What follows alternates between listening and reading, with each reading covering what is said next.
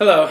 So in the Age of Deception Part 3, I'm just going to try to tie together some of the concepts I discussed in the first two parts of this video. Now, most people formulate very strong opinions based upon mainstream news, which I would say the large majority, probably well over 90%, is just pure propaganda, especially in regards to domestic, economic affairs, foreign affairs, politics. So we have people basing very strong opinions upon misinformation. And this has been going on for a long time. As a prime example of this, when I was younger, what I would hear a lot by racist people I encountered were things like, go back to your own country, because I'm Asian and the dominant culture in America still is, but was a lot more so when I was growing up, was of course white European culture. Now, these white Europeans that were racist and would tell me to go back to my own country when I was a kid, it's just crazy, because if they actually knew their history, they would know that Alaska was connected to Siberia for a long time by a 1,000-mile wide landmass that eventually became submerged after the Ice Age, when the glaciers melted. But it connected Siberia and Asia to Alaska. So a lot of the Native Americans, a lot of anthropologists have postulated very strongly that Native American Indians migrated to the Americas from Siberia and Asia. So in actuality, the racists that were telling me to go back to my own country, it probably made more sense for me as an Asian telling them to go back to their country, although that would be just as racist, but I'm saying from a factual standpoint, it makes more sense because they migrated from Europe, whereas there are Asians that actually walked and migrated from Asia to the Americas and mixed with the original Native American Indians. So that's why a lot of American Indians, they have share a lot of the similar features with Asians. So that for these white racists that would tell me that didn't understand the history of America, that would be the equivalent as British colonialists that were occupying India and say they had killed off 90% of all Indians, and then today the dominant culture, 90%, was again British people. That's like British people today telling Indians to go back to their own country because they are the minority population. It makes no sense, but it's a travesty that people don't even understand their own history. So of course, you always have to understand your history to know where you're going in the future. So that's part of the problem we have moving people to action today.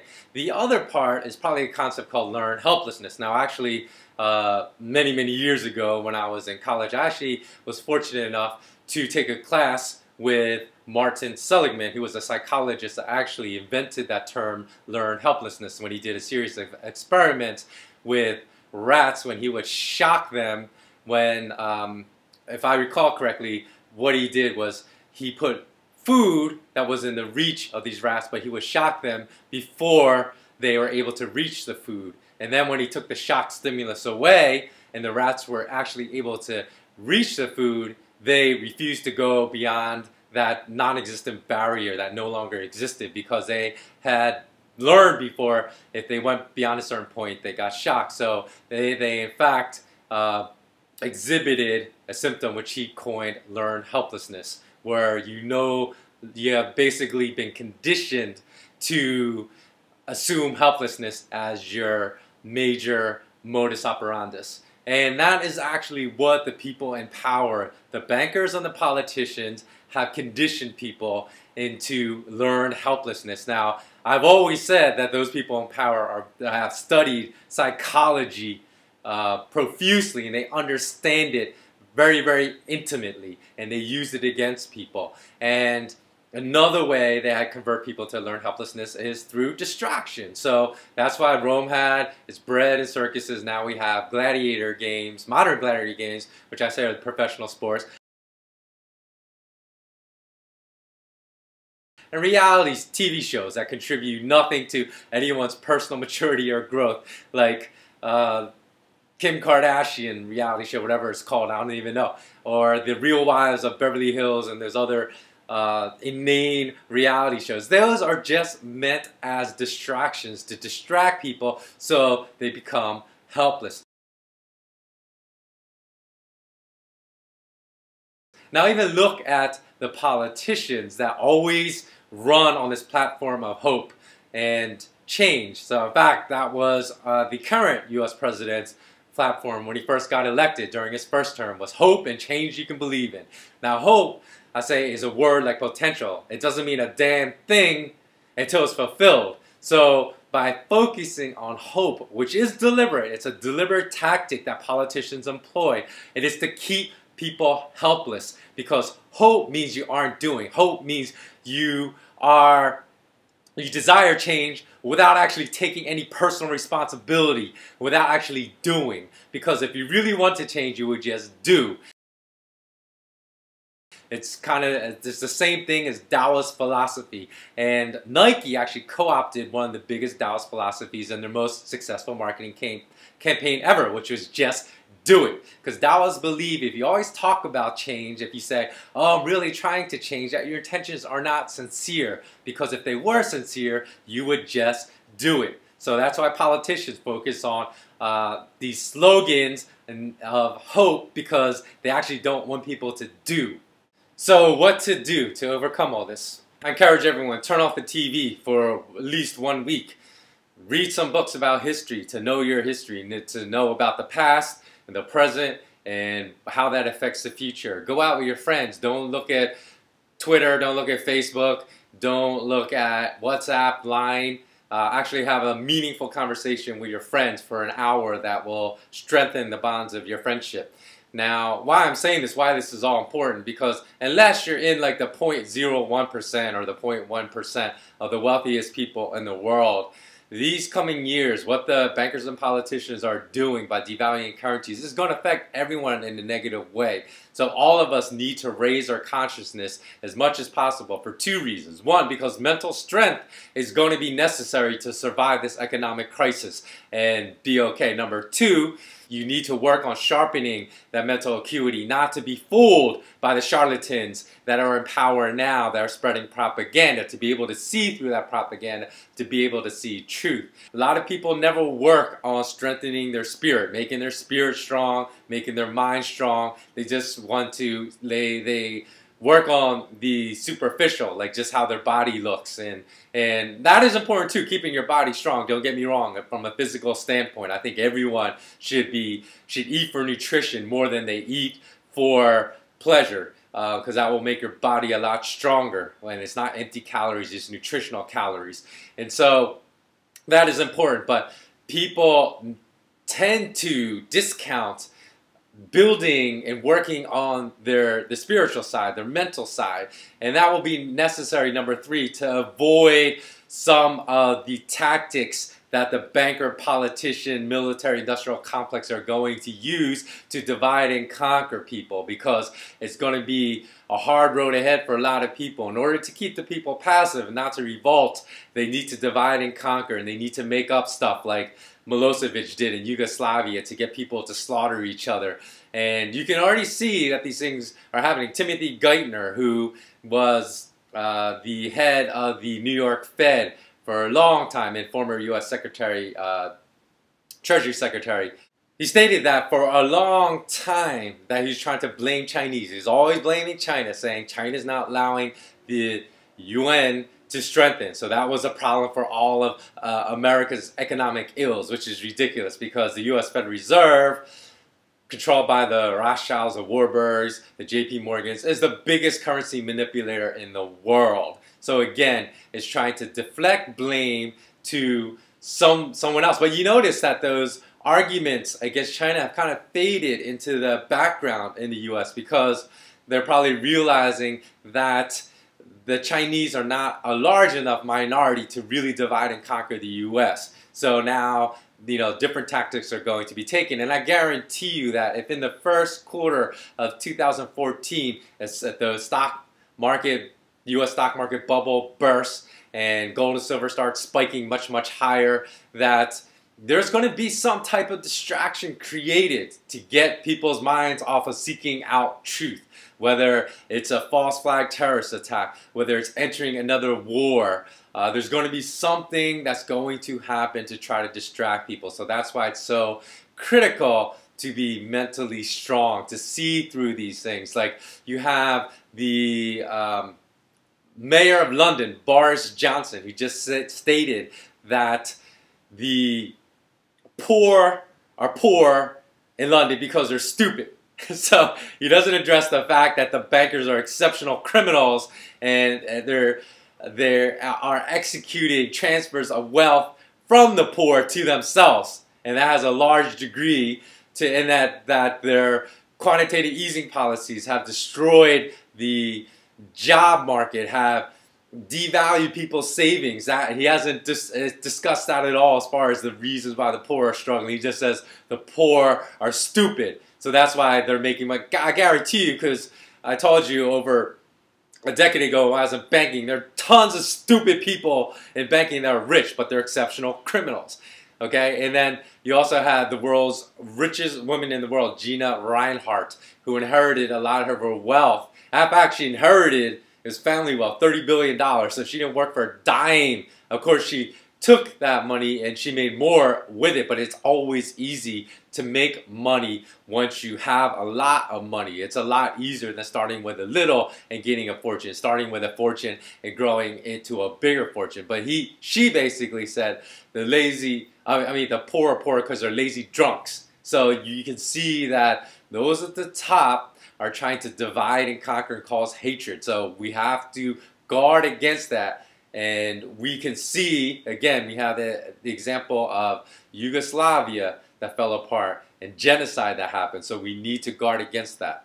Now here's a really interesting thing to consider. If you look at history and you tie some of these facts back to the first two parts of this Age of Deception series, when I tell you religion has been misappropriated, because a lot of things that appear to be religious conflicts on the surface, the people in power, the ruling elite, are just using religion to divide and conquer, when in actuality the real conflict is over control of money. Yes, money. So I'm going to leave a little curiosity for you guys to research this yourselves, because as I always say, I think if you do your own independent research and you start uncovering facts, then you're going to be more apt to believe something and change your viewpoints on your prior beliefs, rather than just having me tell you some things and then having you doubt it. So I'm just going to throw some facts out there that should spike enough curiosity for you to want to research this yourself. Now, think about the whole religious conflicts that always exist between the Jews and the Arabs, and what that whole creation of instability in the Middle East that the Rothschilds want, why they would do that. Now, if you think about history, most people always know that figure of 6 million Jews that died during the Holocaust. But also think about why most people are taught that statistic in school. But yet, think about this. I'm going to ask you right now, how many Africans died during the slave trade? Do you know? How many Native Americans died when the Spaniards came over and other Europeans came over to conquer the Aztecs, the Incas, the Native American Indians, and through warfare and through disease? How many people did they kill? Do you know? I'll give you those figures. It's about 50 million Africans that died. Why does no one say never again? When the 50 million Africans that were killed during the slave trade, 25 million Native Americans were killed through warfare and through disease. And granted, a lot of that figure was through smallpox and other diseases, but it just wasn't innocent. It just wasn't that the fact that these people didn't have, the Native Americans didn't have the antibodies to combat the disease that Europeans brought. It was also deliberate, because we have in history, we have through documented records, journals of the colonialists and conquerors, that they deliberately gave Native Americans blankets infected with smallpox to wipe them out. So we have in Haiti, when the Spaniards came, when Christopher Columbus came, there's a population of 250,000 people. Within 2 years, they wiped out half that population. 125,000 people were dead. And these were people that took advantage of the kindness. Let me read you something. Remember the book I told you about to check out, A People's History of the United States?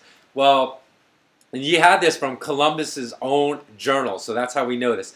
So when Columbus came to the New World, which was actually the Old World, but he dubbed it the New World because he thought he discovered it, even though people have been living on these lands for thousands of years prior. Okay, so you have Columbus said, the natives, quote unquote, are so naive and so free with their possessions that no one who has not witnessed them would believe it. When you ask for something they have, they never say no. To the contrary, they offer to share with anyone.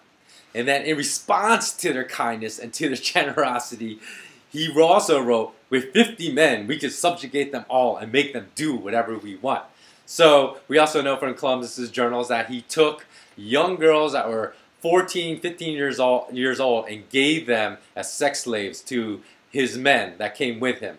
We also know that he decapitated men to intimidate them and stuck their heads on poles, just like in Game of Thrones, to intimidate those generous, kind-hearted natives to make sure that he could enslave them properly. Now, it's funny because if we look at, say, the Aztecs, who are known to have slaughtered 80,000 people in one day through human sacrifice. I mean, not one day, 4 days. That's still an incredible amount. 80,000 people in 4 days to sacrifice to their gods that they worship. People say, oh, look, they're barbarians. They're barbarians for what they did. But yet the Spaniard conquerors and the European conquerors that came over wiped out millions and did things just as horrendous to the people they said were savages. So that is really something that we should learn from history. Pick up a book and read. Here are some books that I'm suggesting. The Awakening of Intelligence by Krishnamurti. Shock Doctrine by Naomi Klein. The Tao Te Ching. A People's History of the United States. I have other books on my Kindle. If you're going to read one history book, actually, I would recommend reading War is a Racket by General Smedley Butler, B-U-T-L-E-R. Again, the book is called War is a Racket, because I think what that one book will do is will teach you that a lot of the history that you've been taught in school, and this is regardless of where you're educated, whether it's Europe, Asia, the Americas, you will discover that a lot of the history you learned in school was propaganda and misinformation from that one book alone, War is a Racket by General Smedley Butler. And that will help you question things that you believe today, because going back to the first point I made when I opened this video, there's a lot of misinformation and propaganda being spread through mainstream media today that a lot of people are accepting as facts, and that's how the ruling elite have retained control over us. A couple of years ago, I wrote that what the central banks are engaging in, their currency wars, you could relate it to the World Series of Poker. And today, the propaganda, I'll tell you why the propaganda is so strong today. It's so strong because these Western central bankers and their commercial banking puppets like HSBC, Citigroup, Bank of America, all these big Goldman Sachs, JP Morgan, because as I said before, I can guarantee you that those class of people like the Jamie Dimons, the Lloyd Blankfeins, the Brian Moynahans, the Brzezinskis, the Warren Buffetts, the Bill Gates, they have all studied psychology in intricate detail to understand how to control people and to basically keep people passive. And if you look at all these big banks right now, they are basically going all in. It's just like poker. They're bluffing though. They're going all in with all their chips right now, pretending like they have a strong hand when they have nothing. So when the Great Reset that I've also been talking about in prior videos happens, when these massive bubbles in real estate and stock markets that they built have collapsed, and then gold and silver, which they've been suppressing and trying to sell as terrible asset to own to most people, although no one in Asia believes that, but I understand the Western central bankers are selling that propaganda to the masses everywhere in the Western world, that when gold and silver soars, no one's going to be prepared because they don't understand that the bankers are just bluffing and they have nothing, and they're pretending like they have all the power right now. Now, when you have mass media heavily involved in spreading propaganda, what happens is you have a cult of personality develop.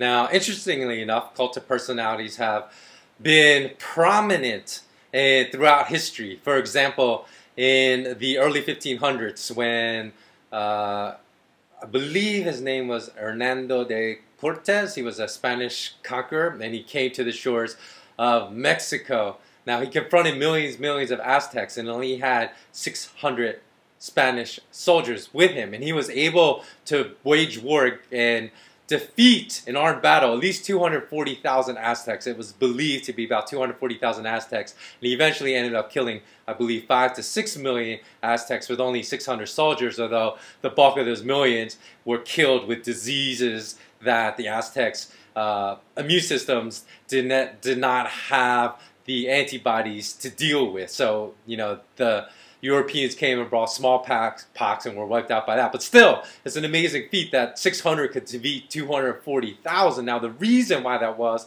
has to do with this concept of cult of personality, because the Aztecs had long believed for generations they had this myth, this mythical god Quetzalcoatl. And they believed they had stories of Quetzalcoatl coming on the oceans in boats that were very similar to Cortez and in appearance very similar to Cortez. So they believed that Cortez was a god, and some of the weapons of fire that they attributed to Quetzalcoatl upon his return were very similar to the firearms that Cortez owned and his soldiers possessed. So having the advantage of the Aztecs believing he was a undefeatable god allowed Cortez to easily control and conquer them. And that also, I believe, is what you're seeing today, because certainly you could say with certain presidents, certainly with President Obama, you could say he has a cult of personality, that with certain people he can do no wrong. But what happens when people put false hope in demagogues, then you have 8 years of hoping with no change, which is a total waste of 8 years of their lives, in which they have accomplished nothing, and they can't even, the cult of personality prevents them from even seeing facts that their lives have become worse, and they won't even be able to properly analyze, properly internalize the facts because they're blinded by this cult of personality.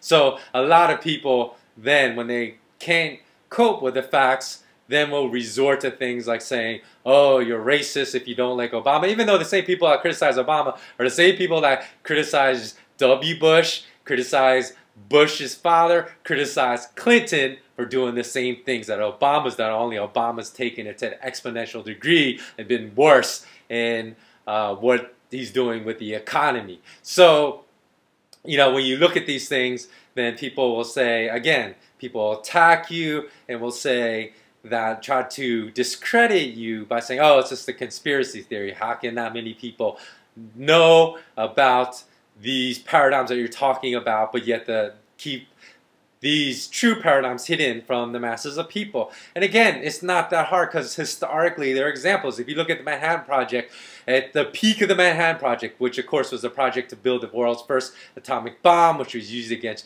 Japan and Hiroshima and Nagasaki, there were, at the height of that project, there were 130,000, not 130, 130,000 people working on that project to build an atomic bomb, yet none of them knew that they were building an atomic bomb. How do you prevent people from doing that on such a large project? It's called compartmentalization.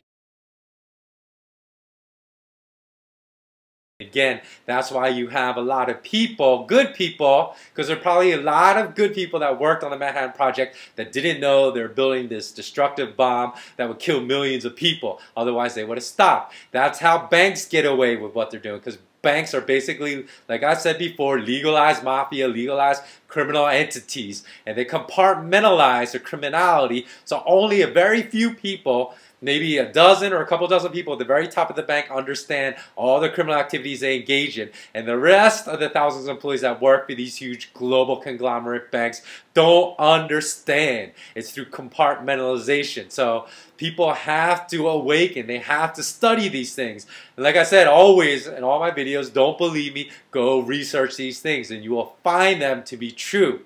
Now, Milosevic is another cult of personality example, and he led Yugoslavia to 4 wars that broke up the republics of Yugoslavia, caused massive genocide in his own country, and he led a slaughter against anyone that was not Serbian. Now, and when he died in 2006, because the Yugoslav wars took place in the early 2000s, the reports of many that wept at his death, much like people, Germans that supported Hitler, wept at his death. So we can also look at history as a warning for people not to get caught up in nationalism, and as a warning of what the bankers and politicians will try to do to deflect blame from them. They will try to divide and conquer people, because Milosevic used nationalism to rise to power in his own country, saying he was going to protect Serbians against the other ethnic groups in his country. And that's how he used that as an excuse to slaughter, you know, many people. Now, the reason why, of course, truth is unpopular a lot of times, because in situations such as, you know, what exists today around the world with how the bankers are destroying the global economies of every single region in the world, and what happened in Yugoslavia, is that truth, when it is negative, is obviously not popular. People, it's just human nature not to want to believe something negative that someone is telling you. So you tend to discount the truth even when the facts are staring you in the face.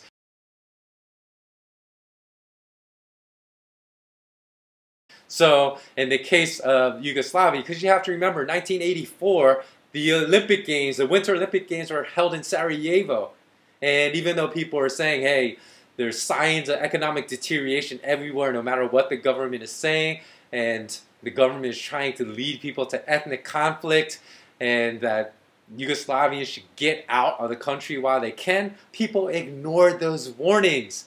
And just 7 years later, you had massive wars, and it seemed to degenerate overnight. Although all the signs that civil war was coming to Yugoslavia existed for the years that built up, just as signs exist all over today that, you know, the bankers, the global bankers, are going to Cyprus people by taking part of their savings accounts, probably enacting bank holidays in some Western countries, or by nationalizing pension plans or retirement accounts so that people should withdraw those assets from the Western banking system. But yet, nobody is moving on those warnings today. Just like people said, oh, I don't want to uproot my family and move out of Yugoslavia. That's just nonsense when people are warning us to get out. And obviously, the 250,000 people were massacred. A lot of those people that refused to leave, refused to believe the truth, were then massacred in the ensuing slaughter.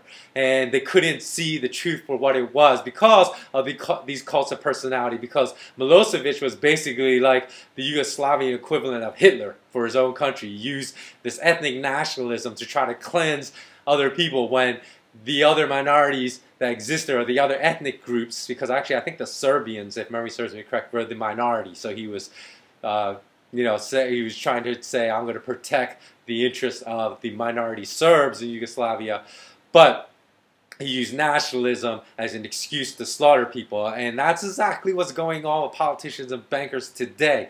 So you have to understand these certain topics so you don't fall victim to these egregious tactics that these bankers and politicians take to try to blame other people for the misery that they've created. So people end up fighting each other and slaughtering each other instead of doing what Iceland has done. So people should look to Iceland, which in 2008 let the 3 biggest banks in Iceland fail because they said, we're not going to tax the future of the next generation of Icelandic children to bail out criminal bankers. So they let the 3 biggest banks in Iceland fail, and they put the bankers in jail instead of enacting QE, destroying the Icelandic krona, I believe is the currency, and taking the side of the criminal bankers. They took the side of the Icelandic people.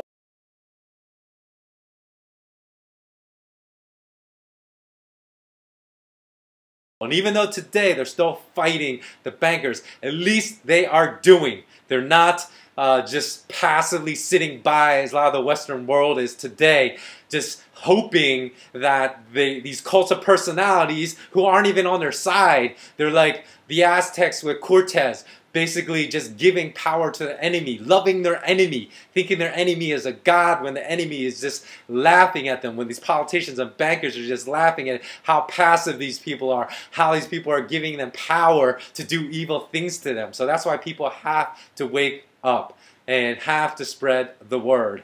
So please don't be afraid of the truth just because the truth might be a little hard to confront. Because if you internalize the truth, again, like I said, anytime you hear the truth, please spread it to at least 10 of your friends so they can watch it, begin to understand the truth, even if they might not accept it at first. If you keep sending them videos like this, if you keep sending them articles where you read about the truth, then eventually they will come to see the light, and we won't degenerate into the situations that Yugoslavia did, or Nazi Germany did, or any of the other more contemporary examples we have, where people, because they refused to awaken, had the Stockholm syndrome kind of thing, where they identified with their captors, with their banker captors, with their prime minister captors, with their presidential captors, and sided with these people who are their enemies. So these are the type of steps. Don't be afraid of the truth, because then you can stop hoping and start doing. And when you start doing, that is how you affect sustainable, positive change for all of humanity. Okay, again, thanks for watching. Please don't forget to comment below. Please don't forget to share this with others. And as always, remain intensely curious. Until next time, take care of yourself. So long.